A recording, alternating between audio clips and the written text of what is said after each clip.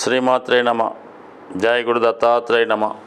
ఈ వీడియోలో మనం సెప్టెంబర్ 1వ తారీఖు నుంచి 9వ తారీఖు మధ్యలో జరగబోయే వారఫలాలు కన్యా రాశి వారికి ఏ విధంగా ఉండబోతున్నాయి అన్న విషయాన్ని పరిశీలించినప్పుడు మరి కన్యా రాశి వారికి ఈ వారం ప్రత్యేకంగా కుజుడు దశమ స్థానంలోకి రావడం, దశమాధిపతి బుధుడు వ్యయ స్థానంలోకి రావడం, ఇవన్నీ జాతకుడికి ఉద్యోగపరమైనటువంటి మార్పులు రావడం జరుగుతుంది.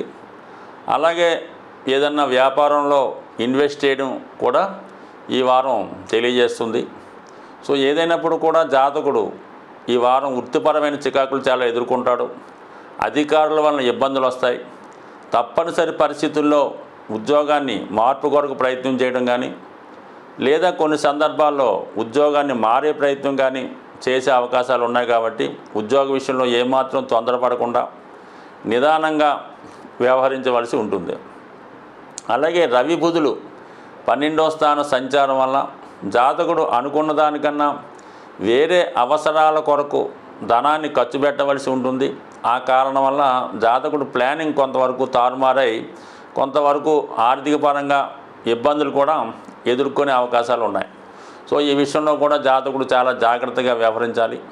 వృత్తిలో ఎంత కష్టపడినప్పుడు కూడా సరైనటువంటి గుర్తింపు లేకపోవడం కూడా జాతకుని యొక్క అసహనానికి చికాకి కారణమవుతుంటుంది. ఈ సమయంలో మీరు ఏదన్నా చేస్తున్నటువంటి ఉద్యోగాన్ని మానివేసి స్వతంత్రంగా ఏదన్నా వ్యాపారం చేసుకుందామనే ఆలోచన కూడా రావచ్చు. కానీ ఎట్టి పరిస్థితుల్లో కూడా అటువంటి ఆలోచన అన్నది కరెక్ట్ కాదు. కష్టమైన నష్టమైన కొంతకాలం పాటు మీరు ప్రస్తుతం ఉన్న పరిస్థితులను బట్టి ఉద్యోగం చేసుకోవడమే మంచిది. అయితే రాశిలోనే సంచరిస్తున్నటువంటి కేతువు మీరు సరైనటువంటి సమయంలో సరైనటువంటి నిర్ణయం తీసుకోలేకపోవడం వల్ల కూడా కొంతవరకు నష్టపోయే అవకాశం ఉంది. అలాగే కుజుడు రాశి యందు సంచరించడం వల్ల కుటుంబంలోని వ్యక్తుల మధ్య ఒకపాటి విరోధాలు విభేదాలు రావడం వల్ల, అలాగే ఆర్థికపరమైన సమస్యల వల్ల కుటుంబ సభ్యుల మధ్య విభేదాలు, ఎవరు ఎక్కువ ఖర్చు పెట్టారు ఎవరు తక్కువ ఖర్చు పెట్టారు అన్నటువంటి బాధ్యతలు కొంతవరకు మిమ్మల్ని ఇబ్బంది పెట్టి చాలా వరకు మరి గతంలో జరిగిపోయినటువంటి లెక్కలు స్టేట్మెంట్లు ఇప్పుడు మళ్ళా చూడవలసి ఉంటుంది. కాబట్టి సాధ్యమైనంత వరకు ఆర్థిక సంబంధించిన విషయాల్లో ఎవరిది తప్పైనా ఎవరిది కరెక్ట్ అయినా కూడా సాధారణంగా సర్దుకుపోయే దూరంలోనే ముందుకు వెళ్ళాలి తప్ప గతాన్ని తవ్వుకోవడం వల్ల ఎటువంటి ఉపయోగం లేదు. అలాగే భార్యాభర్తల విషయంలో కూడా ఇతరుల యొక్క ప్రమేయం వల్ల, ఇతరులు మీ జీవితంలో ఎంటర్ అవ్వడం వల్ల కొన్ని సమస్యలు ఇబ్బంది పెట్టే అవకాశం ఉంది.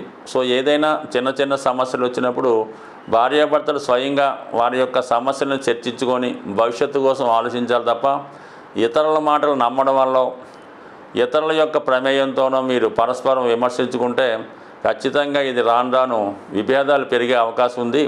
ఈ విషయంలో చాలా జాగ్రత్తగా వ్యవహరించవలసి ఉంటుంది.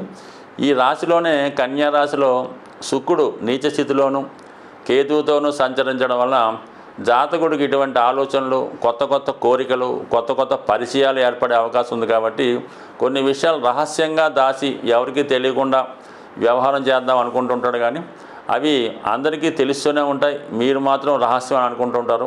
సో ఏవైనా ఇటువంటి రహస్య కలాపాలు, రహస్య వ్యవహారాలు చాలా వరకు అవాయిడ్ చేసి కేవలం వృత్తి విషయాల్లోనూ కుటుంబ విషయాల్లోనూ ఆర్థిక విషయాల్లో శ్రద్ధ పెడితే జీవితం దానికదే ఇంప్రూవ్మెంట్ అయ్యి మీ అన్ని సమస్యలు పరిష్కారం అయ్యే అవకాశం ఉంది. ఈ వారంలో మరి వార ప్రారంభంలోనే 1వ తారీఖున మాస శివరాత్రి రాబోతుంది. ఖచ్చితంగా ఏ రాశుల వారైనా మాస శివరాత్రి రోజు మరి శివాలయంలో అభిషేకం చేసుకోవడం వల్ల మీకు నెలంతా శివుడికి అభిషేకం చేస్తే ఎటువంటి ఫలితం వస్తుందో అటువంటి ఫలితం రావడం జరుగుతుంది. ఎవరికైనా ఐశ్వర్యం ఇవ్వాలన్నా ఖచ్చితంగా శివుడి వల్లే అవుతుంది. కాబట్టి కంపల్సరిగా ఎవరైతే జ్యోతిష శాస్త్రాన్ని నమ్ముతారో, నవగ్రహాలను నమ్ముతారో వాళ్ళు ఖచ్చితంగా శివుని యొక్క ఆరాధన, ఎస్పెషల్లీ ఇటువంటి మాస శివరాత్రి వచ్చినప్పుడు అభిషేకం చేసుకోవడం వల్ల, లేదంటే ఆరుద్ర నక్షత్రం వచ్చిన రోజు కొన్ని పర్వదినాల్లో శివుడికి అభిషేకం చేసుకోవడం వల్ల మరి అంత నవగ్రహాల వల్ల వచ్చే ఇబ్బందుల్ని కేవలం శివుని అనుగ్రహంతో తొలగించుకునే అవకాశం ఉంది. అలాగే మరి ఈ వారంలో వస్తున్నటువంటి ఇంకొక అదృష్టం ఏంటంటే, ఈ వారం చివరిలో వినాయక చవితి రాబోతుంది. ఈ వినాయక చవితి ప్రతి ఒక్కరు కూడా వాళ్ళ వ్యాపార సంస్థలో కానీ వాళ్ళ గృహంలో కానీ వాళ్ళ స్థాయిని బట్టి మరి వినాయకుడిని ప్రతిష్ఠ చేసుకొని అది 3 రోజులు, 5 రోజులు, 7, 9 అలా నవరాత్రులు చేస్తూ ఉంటారు. సో ఏదో ఒక ఈ విధంగా కనీసం 3 రోజులన్నా విఘ్నేశ్వరుని మీరు మీ గృహంలో ప్రతిష్ఠించి తగు విధంగా పూజా కార్యక్రమాలు చేసుకోవడం వల్ల, వినాయకుడు ఒక రోజన్నా మీ గృహంలో ఉండడం వలన, మీ గృహంలో నిద్రించడం వలన 100% అన్ని సంకటాలు తొలగిపోయే అవకాశం ఉంది. అలాగే ముఖ్యంగా అపనిందలు, నీలాపనిందలు పోవాలంటే విఘ్నేశ్వరుని పూజించాలని చెప్తూ ఉంటారు కదా.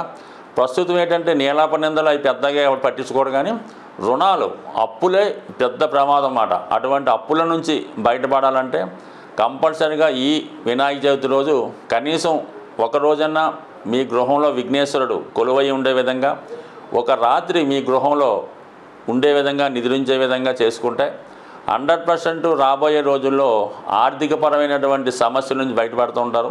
చాలామంది ఏమనుకుంటారంటే, మనం బయట పందిరిలో వినాయకుడు ప్రతిష్ఠించారు, అక్కడ పూజ చేసుకుంటున్నాం కదా, ఇంట్లో అక్కర్లేదు అనుకుంటారు. కనీసం మీకు అలా కాకుండా మీరు కూడా ప్రత్యేక గృహంలో చేసుకోవాలి. మీరు గృహంలో ఉంటే గృహంలో చేసుకోవాలి.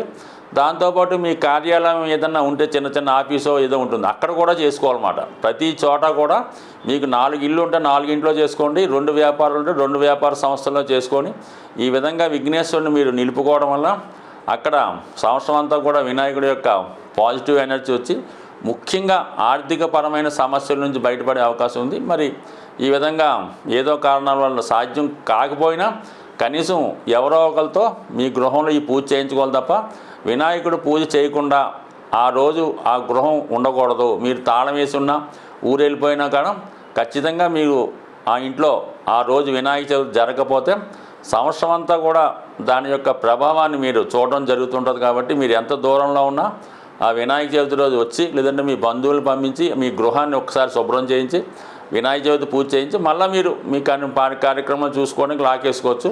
బట్ ఏదైనా ఖచ్చితంగా మాత్రం ఈ కార్యక్రమం నిర్వహిస్తే 100% సంవత్సరం అంతా వచ్చే ఈతి బాధల నుంచి బయటపడే అవకాశం ఉంది. స్వస్తి.